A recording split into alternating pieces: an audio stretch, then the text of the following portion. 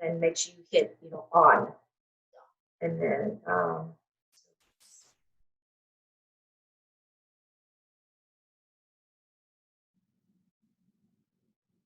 hey everyone, thank you for tuning in today. I am Brenda, and I'm joined here today by my friend Joaquin Farfan from Lolitas Mexican Food. I've known Joaquin for a little over 30 years now, and I'm very humbled to have him here on Seeds to Serve with me today.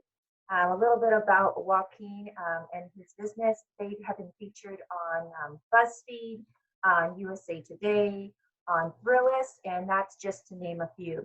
So let's get started by asking Joaquin who Joaquin is, and tell me a little bit about you, how you grew up. Tell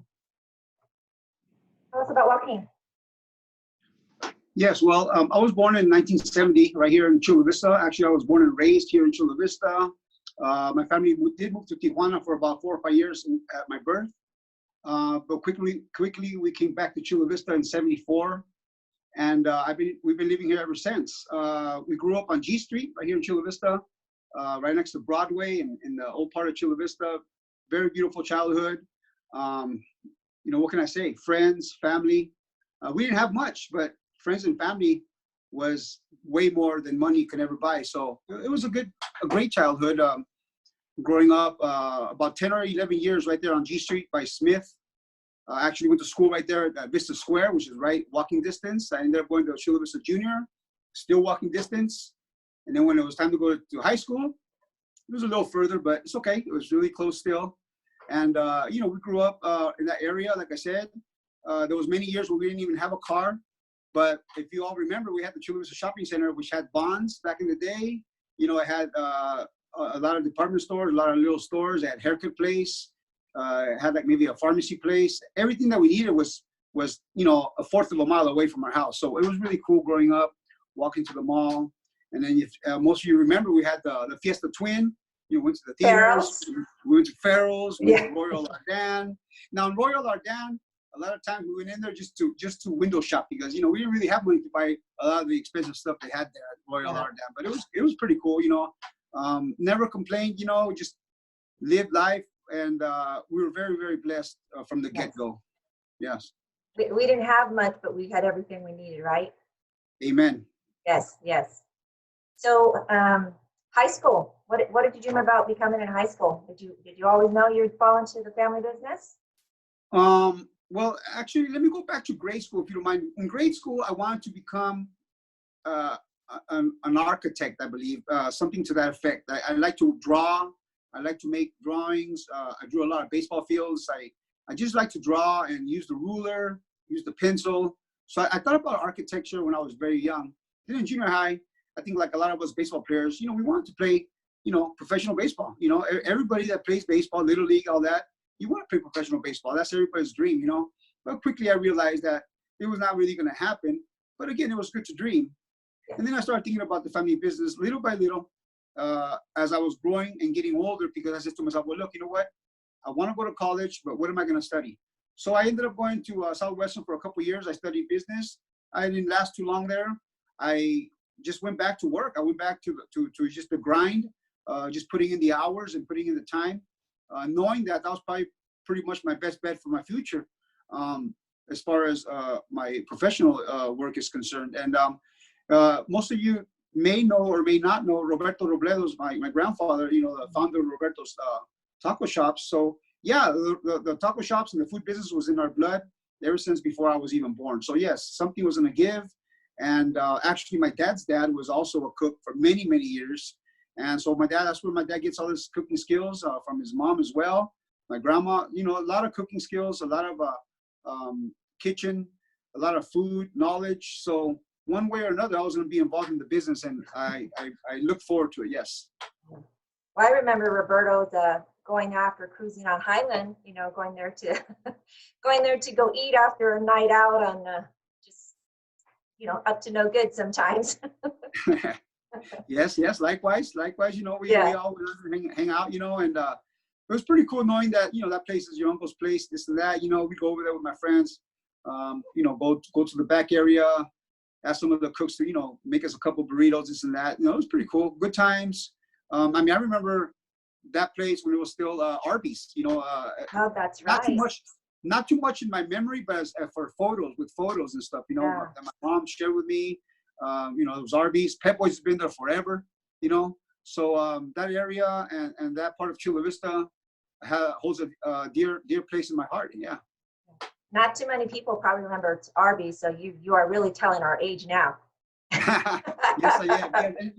And the cool thing about that, Roberto, is actually I went there to work a couple summers with my dad, because my dad actually worked there at least a couple summers, and my uncle was graceful to let me work there with him a little bit, a few hours here and there in the weekend, in the weekdays, and in the summertime. So I got a lot of my experience through that taco shop right there, as far as Yeah. Making real tacos and mopping and sweeping. Exactly. You got to start from the bottom, right? Yes. Yeah. So when was Lolitas founded? Lolitas was actually founded in, I would say, late 1983, with opening our first restaurant, an original restaurant, in 1984. Actually, I believe it was January. Could have been right around my birthday, I believe. Maybe February, but yeah, we opened up in 1984. So I was still a youngin', I was still in junior high. So I didn't get to working with my dad until a couple of years after we opened, as far as more hours and getting more involved in it. But yeah, 1984, a great year. The San Diego Padres went to the World Series for the first time in '84. Got their butts kicked. We had a really cool summer and fall, and they did get their butts kicked, but you know what? It's all good, San Diego Padres for life, Yeah. But it was a great year. My brother George was born. My dad and my mom called him the good luck charm of the family for being born and having that shop opening up pretty much around his, before his birthday. My mom was pregnant, still working right there in the register, so it was a family affair, for sure. Awesome. So how large is Lolitas chain, and do you think you'll ever expand out of San Diego? Well, right now we have currently 7 locations. We do have one of them closed due to the COVID-19 issue, which is our San Diego State, the newest one that we have open. We're asking the Lord to make sure everything goes well, and we overcome this pandemic, and we come out stronger than ever in the near future, and open back up San Diego State.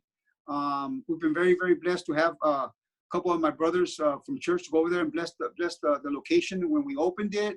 So I know it's all in the Lord's hands. Everything is in Him. He's in control. We know that He's still in control. So whenever it opens up, and all glory will be to Him. Yes. And so we have the 7 locations. We definitely are looking to expand. Obviously in the San Diego County, we would love to go to Orange County and Riverside County, out of state. But all that takes a lot of work, a lot of time, because you don't want to just jump into certain things and not really be prepared. You don't want, it's hard enough as it is to be local and to have everything run like you want it to be ran, but to have out of state and more shops further away from your site, if you will, it gets pretty difficult. But we have put a lot of things in place, a lot of binders, a lot of recipes, a lot of bills, a lot of copyrights and things like that for our food, for our the bills that we have for our operation. Just food ops, a lot of things that have to be on paper, that have to be in writing, if you will. For over 30 years, nothing was in writing. Everything was just here. Everything was here and in our heart. We did what we had to do. It was just like one of our guys here calls it the Groundhog Day. Every day was just the same. Every day we started, we did this, and that. We get ready. We open up at 8 or whatever. And the next day, same thing. The next day, same thing. Everything's always the same, because to be the best, you keep things simple, but you try hard every day. So, we had our thing. We had to do everything. But again, now we are incorporated. So we're trying a lot of new different things. We're working a lot. We got a great team right here in the support center in our office. And we have over 200 team members. We're very, very excited on what we got going. Our company is also working really hard to give back to our team members with care packs that my sister and my mom and the team here are putting together for them. They've done it last month. They're doing it again this month. Just something to let our team members know that we care and we appreciate them being a part of the Lolitas family, because without them, we wouldn't be anywhere. Exactly. Yeah. Well, I'm sure wherever you go, you guys are gonna do great. As Thank my favorite is your bean and cheese burrito, but I'm a simple girl. you. Well, sometimes simple is the best. Simple is Yeah. the best. We have guests that have been coming with us for the 36 years, and they still order the same thing that they ordered 36 years ago. It's really Wow. weird. I go in there and I'll see them once in a great while, and they're ordering the same thing. One guy, I'm not give him a shout out, Brian Leonhardt. Carne asada burrito, Yes. no sausage cheese. What's All up, the time. Carla? I'm like, I don't understand. It's all the time. So, but what, we have these guests that love our food. We've been very, very blessed that we've had them forever. So we treat them like family. They know they can come in and get some good food, and just it's always the same thing for some people, but that's great. Yeah. Again, change is good, but change is not always good for some people. Yeah. Yeah. I like to mix it up a little, once in a while, but I always got to order my bean and cheese. So that's my go-to. Beans are important for us. Very important. So, Joaquin, how has faith influenced your life and the business, how you run it? We've always had that structure, that foundation of God in our family. My mom's always taught us about God since I can remember, growing up in Tijuana, the first 4 years of my life, going back to Tijuana in the summers, during the year, visiting family, doing things over here in the States. I mean, she's always influenced us and told us, there is a God, not only a God who cares and who loves you, but there's a God who judges, who's a God who knows everything that you do, So we've had a strong foundation ever since I can remember, Mm-hmm. However, growing up in the world is not easy. The world does get in the way of your spiritual life. The world does get in the way of you growing in Him. So for many, many years, even, I would say until about 15 years ago is when I really found the Lord and made Him the center of my life, made Him the Lord of my life. So for me and my immediate family, it was something very, very life-changing and very, very important that it happened. Not necessarily the way it happened, but just that it happened, just to know Him and to realize that we did need Him, that we do need Him. And over the years now, growing in Him, growing in the Word, and realizing back in the years, all the times that He took care of you, all the times that you could have maybe died, or all the times you could have maybe done something and you didn't do it. You look back and say, what, God, it was all by your grace. It was all by your love and mercy, taking care of me all these years, not knowing who you were, because I didn't have that relationship with Him, But, around, I would say 2005 or so, so when we came to the Lord, so, and it all happened. My wife was first, actually. My wife was invited. Actually, my boys were invited to church by one of our family friends. And my wife asked me, hey, Joaquin, so-and-so invited the kids to church. And right away, I said to myself, great, let them go, because we were really going to church, So I told, yeah, let them go, I was happy because, they were going to go to church. At least someone was going to take them, I wasn't doing my earthly fatherly duty by taking them, So even though we did go prior, we weren't going at that time. So my wife was a good wife, where she said, you know what, I'm going to go with them to see what's going on, to see where they're actually going, because we know that there's many types of churches. We know that there's many types of settings. They could be teaching different things or different doctrines, this and that. So I was very, very blessed to have our friend, invite my boys, and my wife ended up going with them. And they went to Calvary Chapel, San Diego, right here in Chula Vista, So I never knew what Calvary Chapel was, I'm quite honestly, I didn't even care what Calvary Chapel was. I just knew that it was a church and they were going to go to church, So my wife comes home, and I happen to be home, and she tells me, Joaquin, you got to go with me next time. And still I said, you know what, mija, I'm good. If you guys go again, great. If you liked it, go. Take the boys, take the kids, go. I'm happy for you. I'm busy. I'm busy. I work 80 hours a week. I just want to come home, relax, and just put my feet up and just wait for the next day. My thinking was, I was the provider. So my thinking was, as long as I provide, I'm doing sufficient. Mm-hmm. So she ended up going again, and then, well, to make a long story short, because we can be here all day. Yeah. To make a long story short, I ended up going with her. I think back in the day, Calvary Chapel had Saturday services. So we went on a Saturday night, which is kind of weird, going Saturday night, because we're all thinking Sunday is the day we go, and we go to mass, we go to church and this and that. But you know, hey, let's go. You know, so I went on a Saturday night, and that first night, if I remember correctly, that first night, I gave my life to the Lord. I said, you know what, this is exactly what I was needing. This is exactly what I needed to hear. It was incredible the way it was incredible the way that I felt like I was the only one in the sanctuary when there was a lot of people, you know, and that voice, that spirit just touched my heart, like, you know, the double-edged sword. It just pierced me. It just pierced me. And that day, I knew that I needed him in my life. Yeah. So ever since that day, I haven't looked back. I haven't looked back. Yes, I've strayed. Yes, I've stumbled. You know, this and that. We all do. But I have never looked back, because he wants us to look ahead, look at him, look at the cross, and just keep on moving forward. So I'm very, very blessed that my friend Robert had asked, my friend Ricardo had asked my wife to take my kids. Yeah. Yeah. That's awesome. And Alicia's an awesome woman. So. Oh my God. Oh. Yeah. Oh, High school sweethearts. I mean, that's long love. I'm so blessed to have the wife that I have.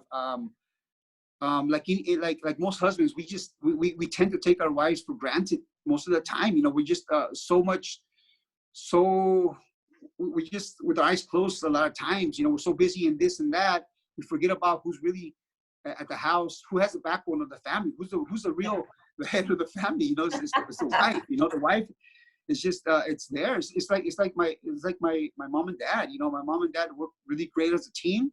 And my mom is just the backbone of the family. She's the leader of the family. She's there, you know, and we're like thinking, how will we ever do without my mom? You know, she's there. She's the force in our family. The mom, yes. And it's funny. I was just telling my daughter the other day that it's harder being a mom than a dad. You know, because you know the mom has so much responsibility, so much on her plate. So much that she thinks, that she prays, that she cries, that she suffers. It's the mom that does all that. I'm not taking nothing away from the guys or from the dads, but it's really the mom that has all that those burdens, those things on her plate. And it's a very, very full plate. I'm thankful for my wife. Yes. Yes. So we have a few more minutes, but I do have one more question for you. So what is one thing that you want people to know about Joaquin or the Farfan family?